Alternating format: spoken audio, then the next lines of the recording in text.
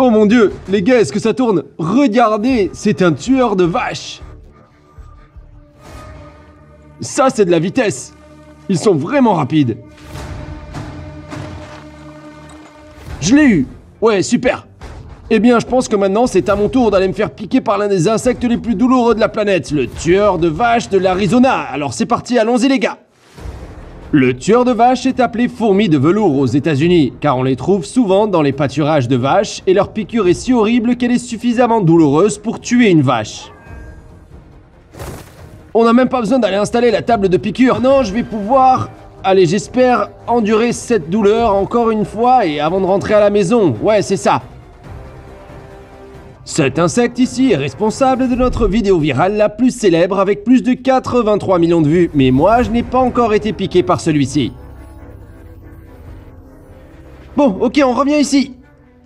Et cela n'est pas tout, je vais essayer cette piqûre, mais je mettrai également la piqûre la plus célèbre de l'histoire de Brave Wilderness sur notre tout nouvel indice de piqûre approuvée, et où je classerai cette piqûre en fonction de l'intimidation, de la douleur et des conséquences, en les classant de 1 à 10.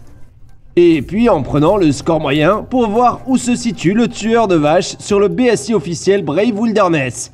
Donc, la première impression de ce tueur de vaches, qui est une fourmi de velours, c'est qu'il est très différent du tueur de vaches qui m'a piqué il y a des années. Il a les mêmes motifs et la même fourrure, mais au lieu d'un abdomen rouge, il a une coloration presque orange brûlée.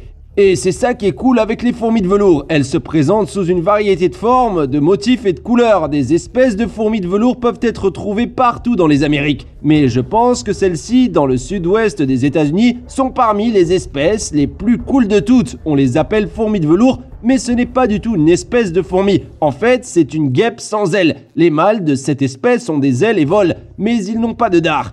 Seules les fourmis femelles de velours ont des dards, donc nous savons que parce que celui-ci n'a pas d'ailes, il va certainement pouvoir me piquer. Et maintenant, j'ai aussi été piqué par une autre espèce de fourmi de velours avant la fourmi de découvrir, et vous aussi. Eh bien mec, c'est maintenant que ça devient sérieux. J'ai ceci au cas où je sois piqué, ça pourrait m'aider à me guérir. Et je traiterai également cette piqûre avec le Sting Kill. Ce n'est pas une annonce payante, c'est juste quelque chose qui m'intéresse. Et bien sûr, j'ai un EpiPen juste au cas où j'aurai des réactions allergiques. Il s'agit d'un dispositif de premier secours qui m'aidera à obtenir des soins médicaux d'urgence si j'en ai besoin. Et on espère que ce soit juste beaucoup de douleur, j'espère ne pas en avoir besoin.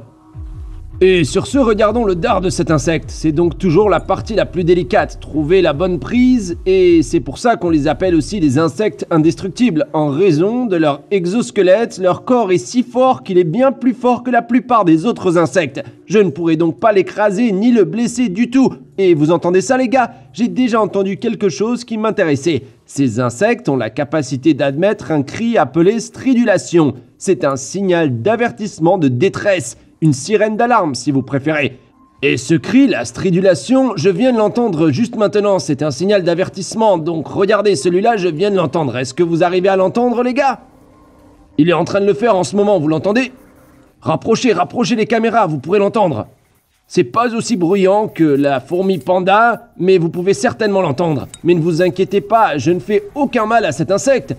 Et maintenant, regardez-moi le dard, regardez comment il est long. Oh mon dieu, regardez-moi ce dard. C'est le dard du tueur de vaches, c'est l'un des plus gros dards de tous les insectes. Et en fait, par rapport à la taille de son corps, il possède le dard le plus long de tous les insectes piqueurs de la planète. Waouh, c'est vraiment impressionnant. Et parce que celle-ci est plus grosse, ce dard est beaucoup plus gros que la fourmi panda par laquelle j'ai été piqué au Chili. C'est vraiment impressionnant. Waouh, ce dard de venin est vraiment gros. D'accord, maintenant je pense qu'il est temps de tester la piqûre de ce petit insecte pelucheux.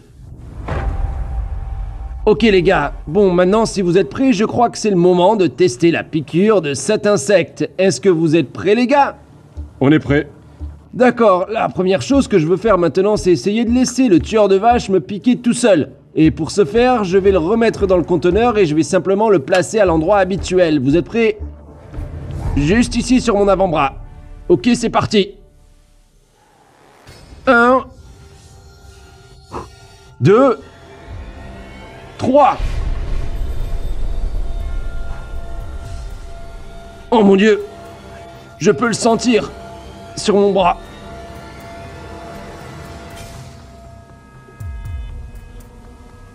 Oh, son abdomen, il est juste contre ma peau. Oh, c'est angoissant. C'est du sérieux. On peut voir que le tueur de vache est en train d'essayer de sortir du verre, comme je le pensais, et il n'est pas encore en train d'essayer de me piquer.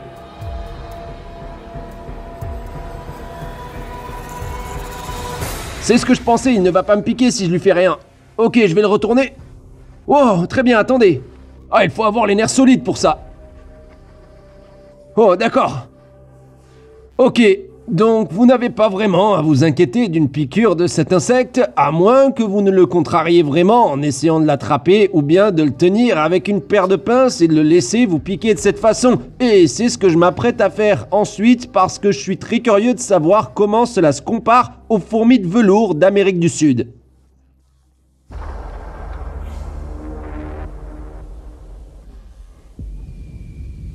Le moment s'approche et je vais me faire piquer en fait. Et il faut que j'ai une bonne prise, donc je vais le mettre directement ici à l'arrière et voilà. Ok, d'accord. Ok. C'est chaud. Elle est excitée maintenant. Vous pouvez voir que le verre a été placé plus tôt pour prouver qu'elle n'allait pas piquer toute seule. Mais elle va certainement me piquer maintenant et le dard est en train de sortir, vous voyez? Est-ce que vous avez un bon plan les gars? La piqûre va se passer juste ici. D'accord. Je m'appelle Mark Vince et je suis sur le point d'entrer dans la zone de piqûre avec le tueur de vache du sud-ouest. À 3. 1, 2, 3. Ah, il me mord. Rien pour le moment.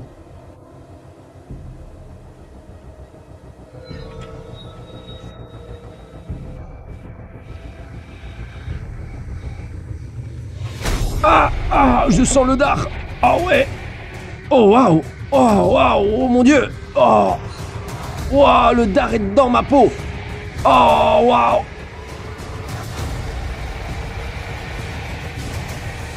Oh ouais, c'est bien pire que la fourmi panda. Oh. Waouh. Ouais, c'est vraiment pire que la fourmi panda. Vraiment pire. Comment tu te sens, Marc? Oh, ça brûle vraiment. Tiens, je vais la remettre dans le verre. Ah. Ouais, ça brûle vraiment. Elle m'a piqué là, juste là. Regardez, vous voyez cette tache rouge? Eh bien les gars, je peux vous garantir qu'ici ma peau va gonfler. Et maintenant, je ressens une douleur brûlante. Bien pire que la douleur causée par la panda. Comme 10 fois, ouais, 10 fois pire. C'était une vraie piqûre. Waouh. C'était vraiment l'une des plus douloureuses que j'ai jamais prises. C'est... Oh, il faut s'accrocher les gars. C'est vraiment... Oh, attendez. Oh, j'ai été piqué 3 fois. 1, 2, 3. Et la pire, c'était juste au milieu. Et j'ai senti le dard pénétrer jusqu'au bout. Je veux dire probablement au moins un quart de pouce sous ma peau. Et vous pouvez voir qu'il y a une petite tache de sang, une petite rougeur, comme une hémorragie sous la peau. Mais vous pouvez vraiment voir les taches commencer à disparaître. Je peux déjà vous dire que dès maintenant, le gonflement de demain sera bien pire qu'il ne l'est actuellement. Mais en ce moment, je ressens les effets du venin, de la douleur, et il est temps pour moi, je pense, de vraiment essayer de calmer cette piqûre. Donc maintenant, j'espère que ça va m'aider à calmer la brûlure que je ressens sur ma peau. Et ouais, c'est comme une douleur sourde, les gars, mais un soulagement aussi. Ouais, cette chose est bien plus puissante que la fourmi panda. Et je ne sais pas si c'est une question de taille ou si ce sont généralement les fourmis de velours du sud-ouest, les tueurs de vaches sont d'autant plus douloureux. C'était vraiment une bonne piqûre, mais je suis heureux d'avoir un petit quelque chose pour m'aider à atténuer la brûlure causée par ces douleurs. Et je peux vous dire ça tout de suite les gars, demain sera pire qu'aujourd'hui. Et nous allons devoir surveiller cette chose pendant les prochaines 24 à 48 heures. Donc il va falloir qu'on surveille l'évolution de cette piqûre, voir si je ne fais aucune réaction au venin. Et maintenant il est aussi temps de mettre cette piqûre dans le classement officiel de l'indice des piqûres et des morsures. Pour ce qui est de l'intimidation, je donne au tueur de vache une note de 7,5 sur 10, même s'il est flou et coloré. Et une fois que vous voyez ce dard jusqu'au bout, tous les paris sont terminés et vous savez que cela signifie vraiment que c'est du sérieux. Quant à la douleur, j'étais super choqué par celle-ci car je pensais qu'elle serait au moins similaire à celle de la fourmi panda, mais j'avais définitivement tort. C'était bien pire, alors je lui ai donné une note de 8 sur 10. Et enfin, les conséquences, le gonflement et la douleur augmentent considérablement dans les heures qui suivent la piqûre et jusque dans la journée suivante. Bien qu'il ne s'agisse en aucun cas d'une fourmi-balle, cela fait définitivement mal pendant un bon bout de temps. Et je dirais que les conséquences sont bien pires que la piqûre elle-même, ce qui lui donne une note de 8,5 sur 10. Ce score total donne au tueur de vaches une note officielle BSI de 8, ce qui est le classement le plus élevé jusqu'à présent, et beaucoup de bankpal pour une si petite créature. Dites-moi dans les commentaires quels insectes vous souhaitez voir classés ensuite.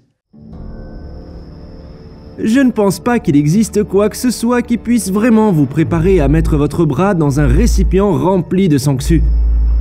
Mon bras est en train de commencer à trembler un petit peu. C'est du sérieux et je ne vous cache pas que je commence à stresser. Oh non, regardez, les sangsues n'arrêtent pas de se tortiller de partout. Je sens que ça va être intense. Je suis Coyote Peterson et je suis sur le point d'être dévoré vivant par des sangsues. Prêt ? 1, 2, c'est parti. 3.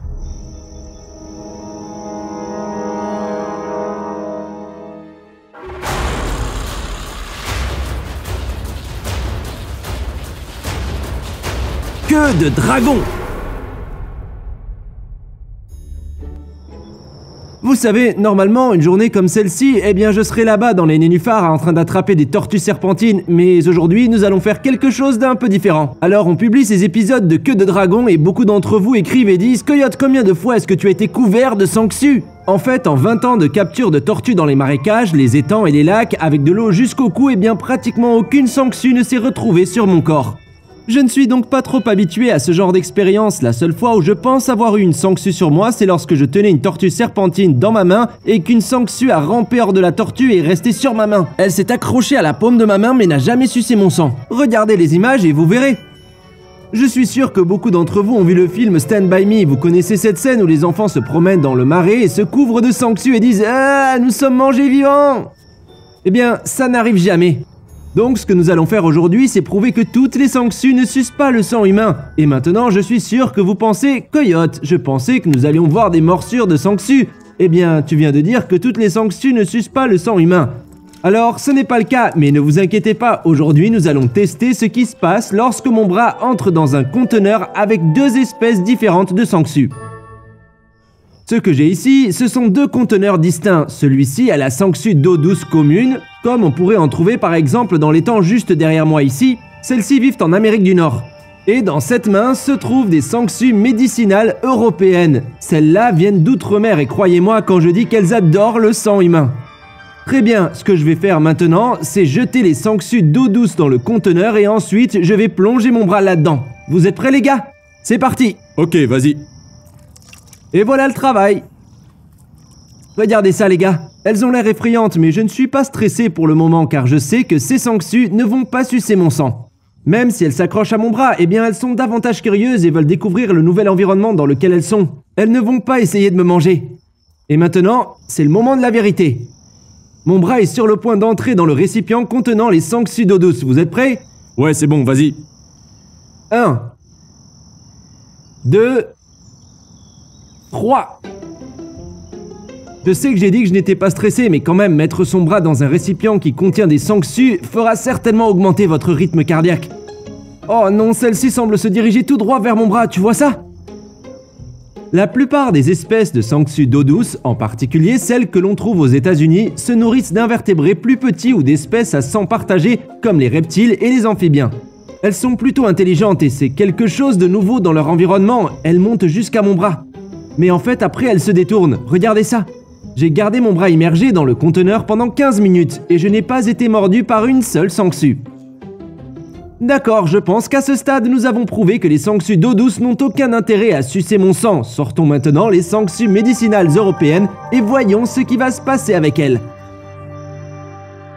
Le prochain type de sangsue est originaire d'Eurasie et c'est probablement l'espèce la plus célèbre car elle a souvent été utilisée dans diverses procédures médicales, comme la chirurgie reconstructive. Elles vivent dans des écosystèmes d'eau douce bonneux et sont connues pour se régaler de sang.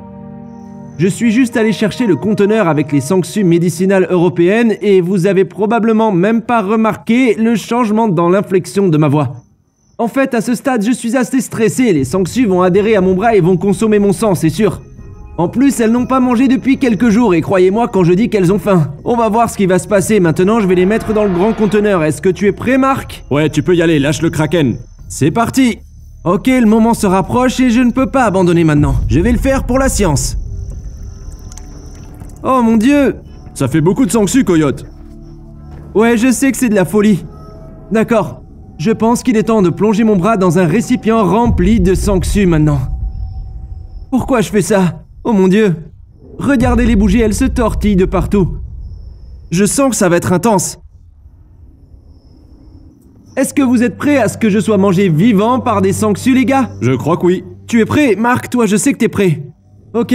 La caméra est prête. La caméra est prête. Ok, la meute coyote, moi aussi je suis prêt.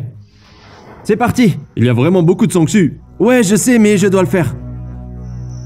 Je suis Coyote Peterson, et je suis sur le point d'être dévoré par des sangsues. Vous êtes prêts?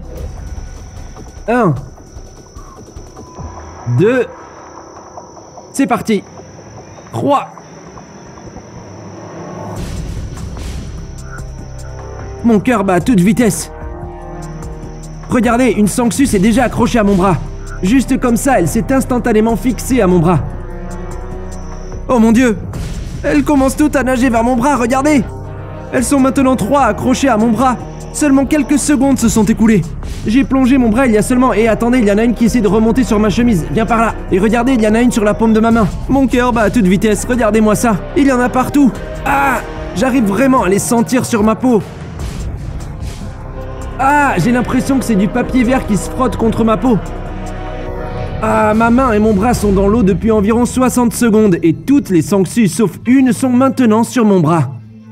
Alors la façon dont les sangsues suent le sang, c'est qu'elles adhèrent et libèrent de leur salive une enzyme anticoagulante. Cette enzyme non seulement engourdit la peau, mais elle empêche également le sang de coaguler. Comme vous pouvez le voir, les sangsues restent accrochées à ma peau pendant assez longtemps. Et elles ont des dents en forme de Y. Tiens Marc, regarde mes doigts. Ça ressemble à ça, les 3 dents d'une sangsue font ça et elles tranchent la peau. Et je peux sentir qu'elles sont en train de me couper le bras. Et regardez ça, regardez comme cette sangsue est courbée. Elle s'accroche à la ventouse postérieure qui est sa queue et elle consomme le sang de la ventouse antérieure qui est la bouche. Et je peux vous dire que de mon côté, c'est une sensation extrêmement inconfortable.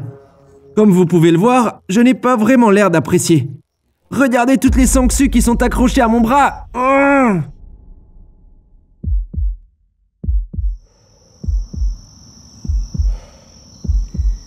Ça fait environ 20 minutes depuis que mon bras est dans l'eau et regardez la taille de ces sangsues. À ce stade, elles sont complètement gonflées de mon sang. Je pense qu'à présent, les sangsues se sont bien rassasiées. Je pense qu'on peut dire que ces sangsues se sont bien régalées. Maintenant, on va pouvoir les retirer de ma main et de mon bras.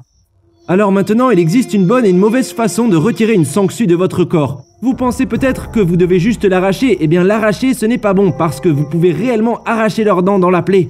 Ces dents vont rester dans la plaie, ce qui peut entraîner une infection. Vous pensez peut-être que vous devriez mettre du sel dessus ou un briquet derrière elle pour la réchauffer et qu'elle va lâcher prise. Eh bien, ce n'est pas du tout une bonne idée car cela amènera la sangsue à régurgiter une partie de sa nourriture dans la plaie et cela provoquera également une infection.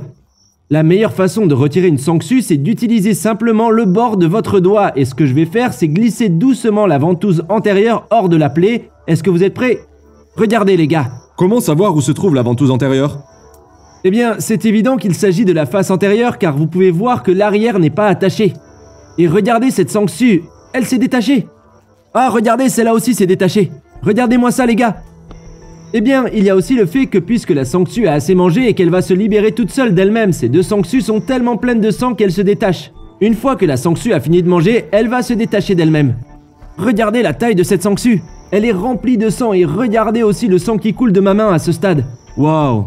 En gros, cette sangsue nous dit « Ok, c'est bon, j'ai fini de manger. Je n'ai plus qu'à la remettre dans l'eau. » Ok, donc ce que je dois faire, c'est simplement glisser doucement le doigt sur la ventouse antérieure de la sangsue. Et voilà le travail. J'ai fait sortir la sangsue et ensuite je peux simplement retirer la ventouse postérieure. Et je dépose la sangsue dans l'eau. Et voilà! Regardez, le sang va commencer à couler. Elle s'est bien régalée, la coquine. Ah, il y en a 4 juste ici. Elles ont dû faire un carnage. Vous êtes prêts, les gars? 1, 2... Et voilà, la dernière sangsue. Vous êtes prêts? Ok, le dîner est terminé, mon pote. Ah! Regardez le sang, c'est comme s'il y avait beaucoup d'eau dans mon sang et c'est l'anticoagulant qui détruit toutes les plaquettes. Et comme vous pouvez le voir, mon sang est vraiment très fin. Regardez la façon comme il coule. En fait, tout dépend de la quantité d'anticoagulant qui est réellement entrée dans ma main. Je vais sûrement saigner pendant plusieurs heures. Ma main est engourdie et c'est comme ça que ces sangsues, regardez à quel point elles sont grosses, elles sont vraiment heureuses d'avoir bien mangé et elles sont tout au fond du réservoir maintenant. Et bien sûr, l'eau est toute rouge. Comme vous pouvez le voir, les gouttes de mon sang tombent dans l'eau. C'est comme si une attaque de requin s'était produite ici même dans ce conteneur. C'est complètement fou les gars. Eh bien, je pense qu'en fin de compte, à ce stade, nous avons prouvé que même s'il existe certaines espèces de sangsues qui ne vous donneront pas une morsure sanglante, d'un autre côté, il y en a certainement qui le feront, n'est-ce pas? Il ne me reste plus qu'à nettoyer et rester dans les parages car je vais vous montrer exactement comment vous occuper d'une morsure de sangsue si jamais vous avez la malchance de vous faire mordre. Je m'appelle Coyote Peterson, soyez courageux, restez sauvages, on se revoit à la prochaine aventure. Waouh, il y a vraiment beaucoup de sang. Il existe près de 700 espèces de sangsues sur notre planète. Et la bonne nouvelle est que seul un très petit pourcentage envisagerait de consommer du sang humain. Ce n'est pas un animal dont vous devez avoir peur. Ils ne transmettent pas de maladies et n'ont jamais été responsables de décès humains. Quant à moi, j'ai pris énormément d'anticoagulants et j'ai saigné pendant près de 24 heures. Au final, est-ce que ça valait le coup ? Eh bien, si vous n'avez plus peur d'aller dans un lac ou un étang car nous avons prouvé que la plupart des sangsues d'eau douce d'Amérique du Nord n'ont aucun intérêt à boire du sang humain, alors je dirais certainement que la réponse est oui.